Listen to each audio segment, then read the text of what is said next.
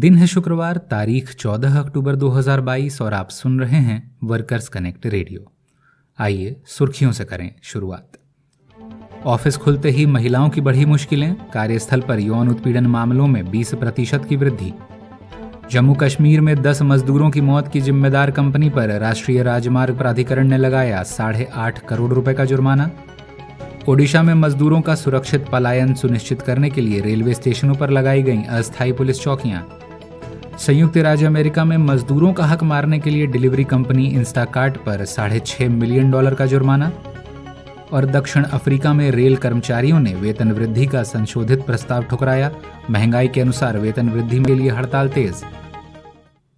अब खबरें विस्तार से।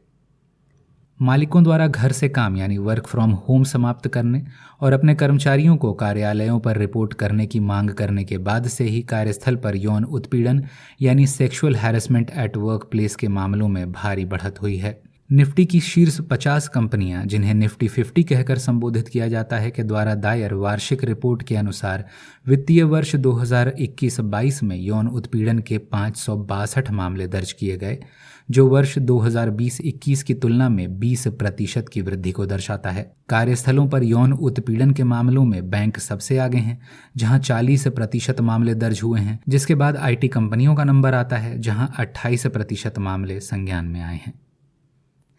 उधर 5 महीने की जांच के बाद भारतीय राष्ट्रीय राजमार्ग प्राधिकरण यानी national highways authority of India ने जम्मू कश्मीर राजमार्ग पर रामबाण सुरंग परियोजना के निर्माण के लिए जिम्मेदार सीगल इंडिया और पटेल इंजीनियरिंग के संयुक्त उद्यम पर 8.46 करोड़ रुपए का जुर्माना लगाया है और कंपनी को केंद्र सरकार की सभी परियोजनाओं से 6 महीने के लिए प्रतिबंधित कर दिया है। साथ ही कंपनी को 10 दिनों के भीतर जुर्माने की राशि का भुगतान करने का भी आदेश दिया गया है। बताते चलें कि 19 मई 2022 को सुरंग बनाने का काम कर रहे 10 निर्माण मजदूरों की तब मौत हो गई थी जब एक विशाल चट्टान उन पर आ गिरी थी, क्योंकि कंपनी ने सुरक्षा उपायों को सुनिश्चित करने में कोताही बरती थी।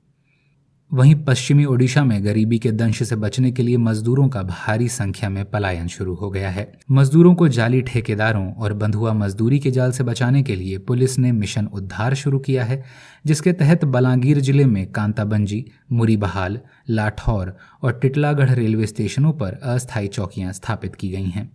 इस तरह की अस्थायी चौकियां अन्य जिलों में भी लगाई जाएंगी, ताकि राज्य श्रम विभाग के साथ पंजीकृत ठेकेदारों के माध्यम से ही मजदूर पलायन करें। कार्यस्थल तक सुरक्षित यात्रा और सावधानियों के बारे में जागरूकता बढ़ाने के लिए रेलवे और बस स्टैंड पर ऑटो चालकों और विक्रेताओं के साथ साथ आंगनवाड़ी और आशा कार्यकर्ताओं को भी शामिल किया गया है। लेकिन मजदूर संगठनों का कहना है कि इससे पुलिसिया दमन को बढ़ावा मिलने की संभावना है और पलायन का अपराधीकरण होने के कारण पहले से ही संकटग्रस्त मजदूरों की परेशानी और बढ़ सकती है। सुनाएंगे अंतर्राष्ट्रीय खबरें भी, लेकिन उससे पहले आपके साथ एक संवाद। वर्कर्स कनेक्ट रेडियो का यह 36वां अंक है और इसे ज़्यादा से ज़्यादा श्रोताओं तक पहुंचाने की हमारी कोशिश जारी है। यदि आप चाहते हैं कि हमारे बुलेटिन का लिंक आपके और आपके जानने वालों के फ़ोन तक सीधा पहुंच जाए, तो हमें उस नंबर से 9811105738 पर मिस कॉल या मैसेज कर दें।